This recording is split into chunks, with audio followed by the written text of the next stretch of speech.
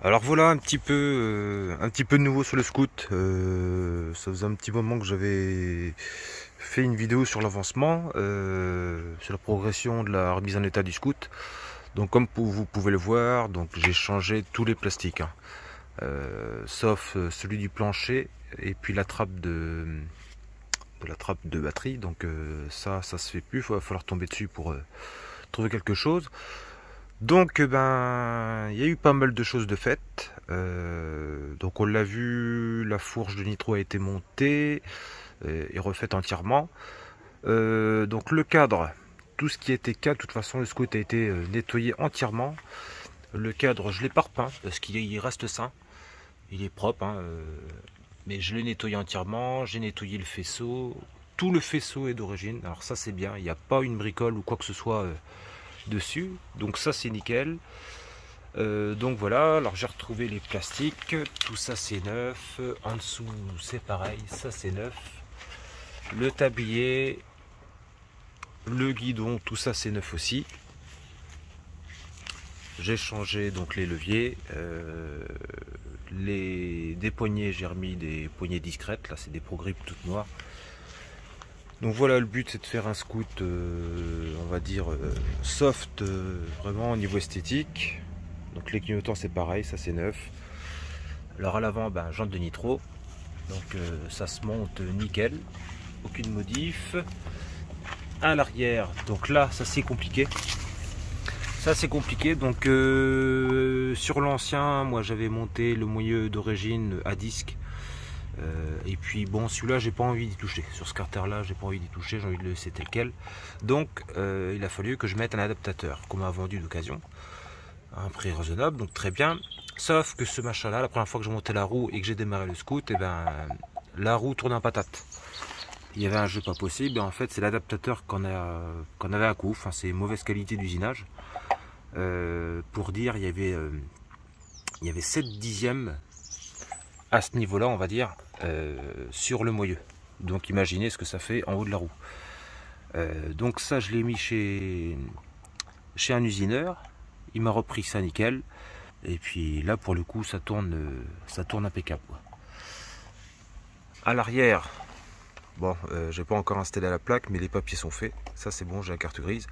J'ai retrouvé donc un arrière d'origine en super bêta, donc il y a eu déjà 2 trous de fait pour la plaque, mais bon c'est pas grave, moi je vais la remettre au même endroit, mais sinon il est vraiment en super bêta. J'ai également tous les plastiques qui vont à l'arrière qui sont neufs. Faudra que je remette le passage de roue, donc hein, c'est du provisoire, hein. Là tel quel, c'est pour pouvoir l'essayer un petit peu, voir ce que ça donne, parce que bah, en fait je l'ai jamais essayé. Il a été démarré tout ça, mais j'ai jamais essayé, comme il tournait, disons qu'il n'avait pas de ralenti, quoi. L'échappement, donc ben comme vous le voyez, un petit Poulini for Ice. Donc c'est pas ce corps là que je vais prendre. J'en ai un autre qui est en super bêta. Celui-là c'est juste pour les essais, c'est parce que l'autre n'est pas encore prêt. Il va falloir que je fasse, je chauffe les soudures. Je sais pas trop comment je vais faire ça. J'ai envie que ça soit le plus propre possible. Et puis ça va recevoir un vernis céramique par dessus pour essayer de le protéger au maximum. Donc voilà, le Forest, bon, je sais bien que ça va pas être le pot le mieux adapté pour ce cylindre là. Malgré tout, en principe, je vais pas avoir trop de surprises non plus, hein. Je connais bien ce pot. Donc voilà, associé à tout ça, donc carburation, eh ben, j'ai tout revu. Là on va dire que je pars un petit peu de zéro, parce que comme c'était avant, ça fuyait de partout. Le carbu était à peine fixé sur la boîte à air, enfin bref. Apparemment il marchait bien comme ça, j'en sais rien. Donc moi je repars de zéro au niveau carburation, sachant que j'ai mis ici, donc à l'entrée, j'ai mis un Venturi Doppler, donc bien plus gros que ceux d'origine. Là c'est pareil, cage volute, tout ça c'est neuf.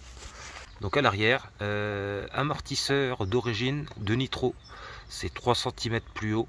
Donc voilà, moi je voulais pas rajouter de Reos tuning. Le but est de le garder dans un aspect d'origine, quoi.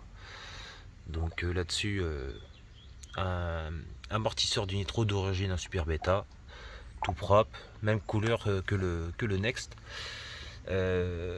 Carter, enfin niveau variation, à mon avis ça va pas coller. Ça va pas coller. J'ai racheté une courroie, j'ai pris des galets réglables pour faire mes essais, et puis à la fin j'en mettrai les bons galets une fois que j'aurai trouvé mon réglage. Le ressort de poussée il est à peine plus dur que celui d'origine, donc bon, je crois savoir déjà comment ça va réagir.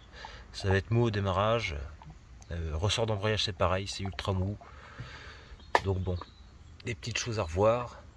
Alors à ce moment là je vais aller faire un petit essai sur la route, ça va être la première fois que je le reprends, ça va me faire bizarre.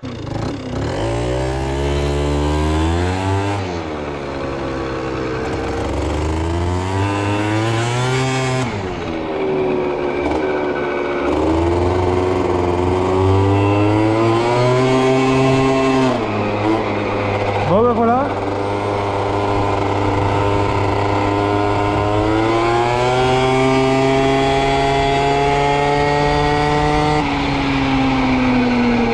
Là c'est la première fois vraiment que j'essaie. C'est la première fois que je roule avec.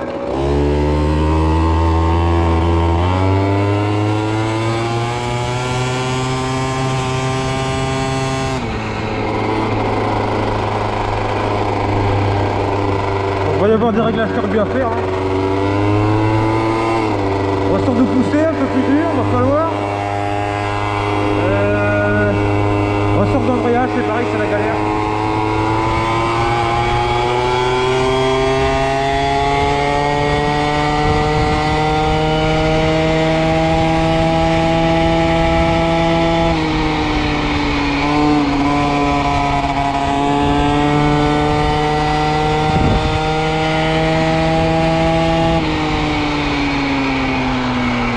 Dans les tours par contre ça marche bien.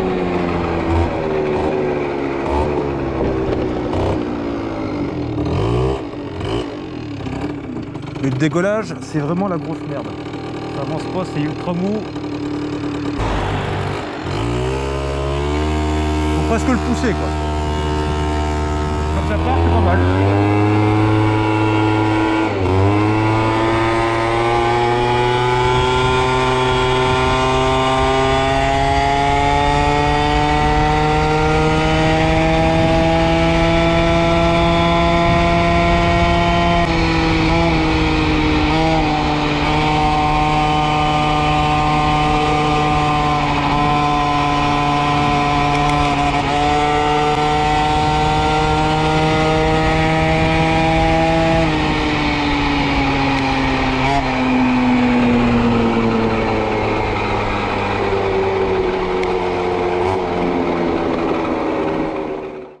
Je vais refaire le même vernis sur, donc sur le Far-Ice. À la base celui-là était brut et avant de l'utiliser, donc j'ai fait faire un vernis céramique par une connaissance qui en a fait son boulot, en partie du moins. Donc voilà, bon là on peut voir il y a des petits coups, hein, c'est normal, et encore que il n'y a pas l'air d'y avoir grand chose, mais bon, avec les projections c'est obligé que ça va pas tenir non plus une éternité, mais bon. Ça va bien le préserver, donc je vais faire la même chose sur le Far-Ice.